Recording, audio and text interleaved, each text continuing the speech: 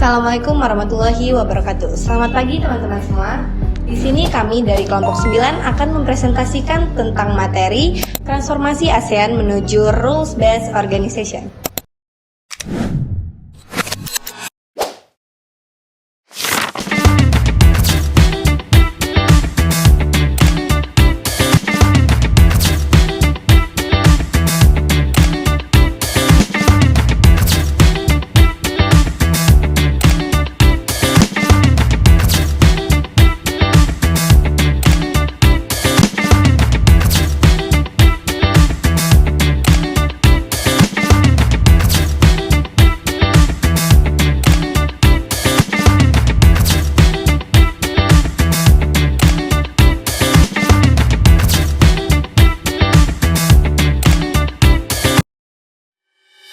ASEAN adalah organisasi negara-negara Asia Tenggara yang awalnya bekerja sama secara informal untuk menjaga keamanan dan hubungan antar negara. Namun, seiring perkembangannya zaman, ASEAN berubah menjadi organisasi yang lebih teratur dan memiliki aturan yang jelas.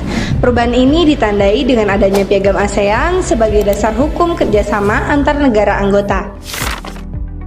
Pada presentasi kali ini, kami akan menjelaskan tentang proses perubahan ASEAN serta dampaknya bagi negara anggota ASEAN. Sebelum tahun 2007, ASEAN belum memiliki aturan hukum yang mengikat dan masih menggunakan kesepakatan bersama antar negara anggota. Setelah adanya ASEAN Charter atau Piagam ASEAN, terjadi perubahan penting, yaitu ASEAN mendapat status badan hukum internasional, berubah menjadi organisasi yang berjalan berdasarkan aturan, serta memperkuat posisi ASEAN di tingkat internasional. Pada kesempatan kali ini, saya akan menjelaskan terkait dengan dua teori, yaitu yang pertama teori monisme dan yang kedua teori dualisme.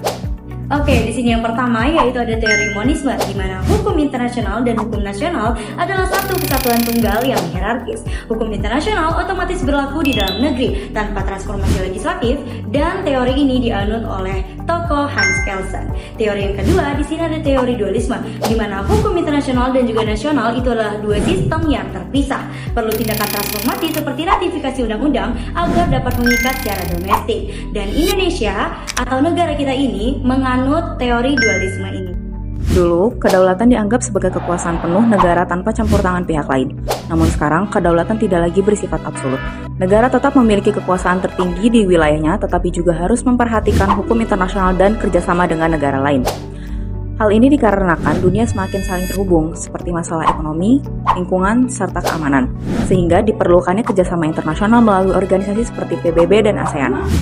Kerjasama tersebut bukan berarti negara kehilangan kedaulatannya. Justru negara menggunakan hak kedaulatannya untuk memilih ikut dalam perjanjian internasional.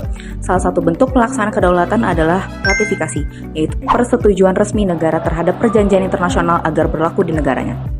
Baik, di sini saya akan menjelaskan mengenai mekanisme ratifikasi berdasarkan Undang-Undang Nomor 24 Tahun 2000. Terdapat dua bentuk pengesahan perjanjian internasional. Yang pertama, dengan undang-undang. Ini digunakan jika menyangkut politik, pertahanan, keamanan, hak asasi manusia, kedaulatan negara, dan juga pembentukan kaidah hukum baru. Dan yang kedua, dengan keputusan presiden. Ini digunakan untuk perjanjian yang bersifat teknis dan juga administratif. Dan mengapa Piagam ASEAN diratifikasi dengan undang-undang? Itu dikarenakan Piagam ASEAN dampaknya yang luas dan juga strategis bagi negara kita, yaitu Indonesia. Oleh sebab itu, diratifikasilah melalui Undang-Undang pada nomor 38 tahun 2008. Analisis putusan MK hasil judicial review, Mahkamah Konstitusi menolak seluruh gugatan terhadap Undang-Undang Nomor 38 Tahun 2008. Ratio Decidendi, prinsip non-interference, melindungi kedaulatan semua anggota dan tidak bertentangan dengan pembukaan Undang-Undang Dasar 1945. Oke, di sini saya akan menjelaskan tentang 3 tahap harmonisasi Indonesia. Yang pertama, pra-ratifikasi, yaitu kajian Kemlu untuk memastikan tidak ada klausul yang bertentangan dengan hukum nasional. Yang kedua, ratifikasi, yaitu pembahasan di DPR sebagai jembatan legitimasi demokrasi dari wakil rakyat. Yang ketiga itu ada post-ratifikasi, yang dimana mekanisme judicial review ini di MK sebagai garis pertahanan terakhir konstitusi.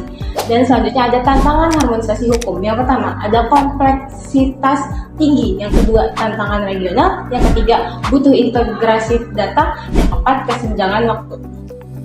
Oke, pada 1 Februari 2021, militer Myanmar melancarkan kudeta dan menggunakan pemerintahan demokratis Aung San Suu Kyi. Ini langsung jadi masalah bagi Indonesia karena menciptakan dilema hukum yang nyata.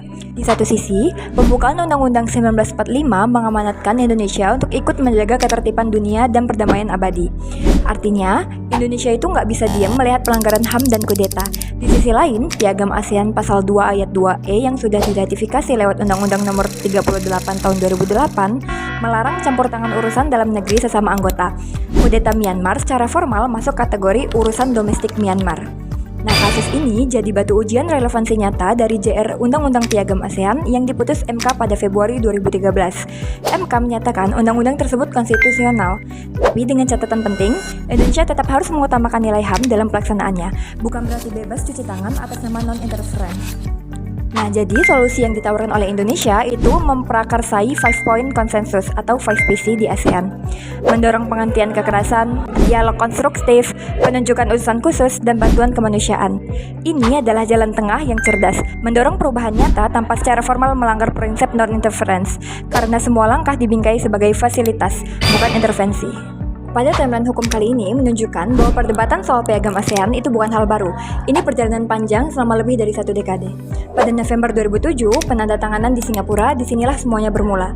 ASEAN untuk pertama kalinya punya dokumen hukum yang mengikat, dan Indonesia ikut menandatanganinya. Salah satu isi utamanya adalah prinsip non-interference yang nanti jadi inti perdebatan kita. Pada November 2008, di sini terjadi ratifikasi oleh Indonesia. Setahun kemudian, Indonesia itu mengesahkan Undang-Undang Nomor 38 Tahun 2008 sebagai bentuk ratifikasi. Proses ini yang kemudian dipersoalkan, dianggap terlalu terburu-buru tanpa kajian mendalam soal implikasinya terhadap konstitusi dan HAM. Pada Februari 2013, putusan Mahkamah Konstitusi di sini adalah puncak perdebatan hukumnya. MK itu memutuskan undang-undang tersebut konstitusional, tapi dengan catatan penting yang sering terlewat, non-interference tidak boleh dimaknai absolut, dan Indonesia tetap harus menjunjung nilai HAM dalam setiap implementasinya. Pada Februari 2021, disinilah semua perdebatan hukum itu jadi nyata dan mendesak. Putusan MK yang tadinya terasa abstrak harus diuji langsung di lapangan. Dan 2021 hingga sekarang, di sini adalah uji relevansinya. Indonesia menjawab dengan 5-point consensus. Bukti nyata bagaimana putusan MK diterapkan secara praktis, tetap aktif secara diplomatik, tapi tidak keluar dari koridor piagam ASEAN. Jadi, polanya jelas, dari tanda tangan, ratifikasi, uji konstitusional, sampai krisis nyata. Kasus Myanmar bukan hanya soal politik luar negeri, tetapi soal seberapa jauh hukum internasional benar-benar bisa diimplementasikan.